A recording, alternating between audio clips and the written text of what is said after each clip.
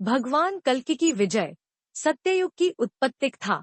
अक्षय नवमी में ओमवले के पूजन का महात्म्य। अयोध्या में महाराज वैवस्वत का प्रतिष्ठित होना तथा प्रतिसर्ग पर्व का उपसंहार।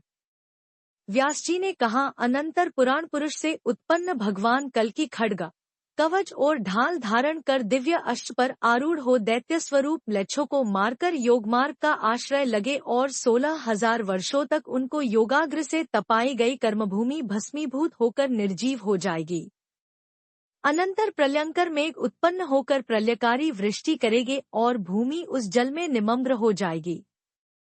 उस समय घोर कलयुग बलि के पास चला जाएगा। कलयुग के जाने के बाद भगवान हरि पुनः कर्मभूमि को रमणीय स्थलमय करके यज्ञों से देवों का यजन करेंगे।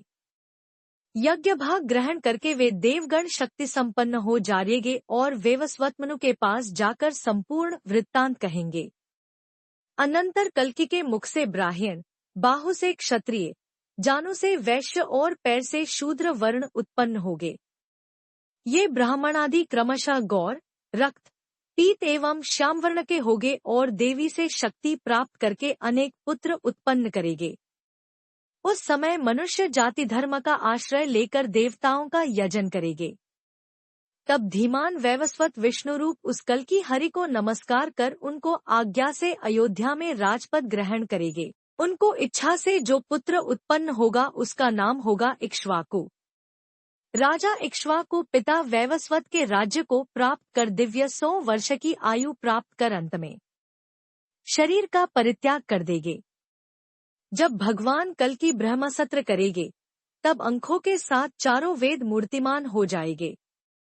अष्टादश पुराणों के साथ वे वहां आएंगे और वे सभी पुराण पुरुष के अंशभूत कल्कि को स्तुति करेंगे।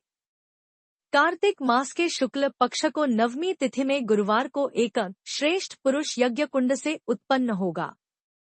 सत्यमार्ग का प्रदर्शक वह सत्ययुग नाम से कहा जाएगा। ब्रह्मादि देवगण नवमी तिथि में इस रमणीय पुरुष के आविर्भाव को देखकर उस तिथि का समस्त कर्मों का क्षय करने वाली तिथि के रूप में वर्णन करेंगे। इस तिथि को जो मनुष्य ओमवला वृक्ष के नीचे जिन देवताओं को पूजा करेगा वे देवता उसके वश में हो जाएंगे। यह नवमी अक्षय नवमी और युगादि नवमी के नाम से प्रसिद्ध है। यह लोकमंगलदायिनी और सभी पापों का नाश करने वाली है।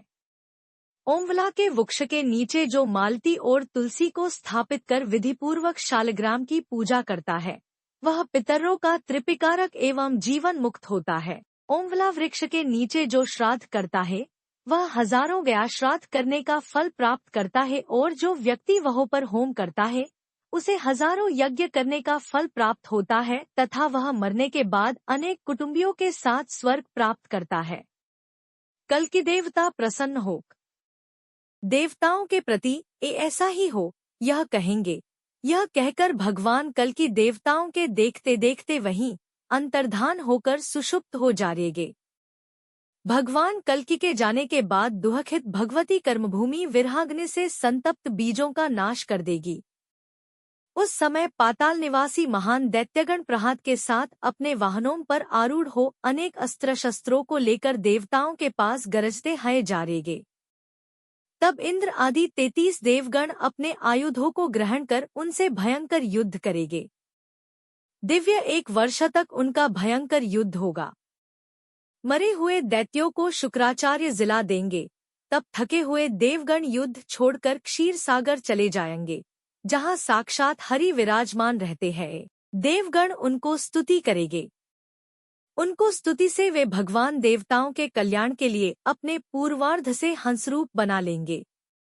वे हंसरूपी साक्षात हरि सैकड़ों सूर्य को कांति के समान प्रभावशाली होंगे। प्रहवादादि प्रमुख दैत्यगण एवं शुक्राचार्य को वे अपने तेज से तप्त कर देंगे। तब पराजित दैत्यगण पृथ्वी को छोड़कर दुहखित हो वितल लोक में चले जागे। महादेव से रक्षित वे सभी देवगण निर्भय निरुपद्रव हो जाएंगे और पृथ्वी पर वैवस्वत के पुत्र का अभिषेक करेंगे। वे इक्ष्वाकु दिव्य 100 वर्ष को आयु वाले होंगे। उस समय मनुष्य को आयु 400 वर्ष को होगी। धर्म के 4 पाद है ज्ञान, ध्यान, शम तथा दम। आत्मज्ञान ज्ञान कहलाता है। अध्यात्म चिंतन ध्यान कहलाता है। मन की स्थिरता शम है और इंद्रियों का निग्रह करना दम है। 4,32,000 वर्ष धर्म का एक पाद कहा जाता है। जब धर्म को वृद्धि होती है तब आयु को भी वृद्धि होती है।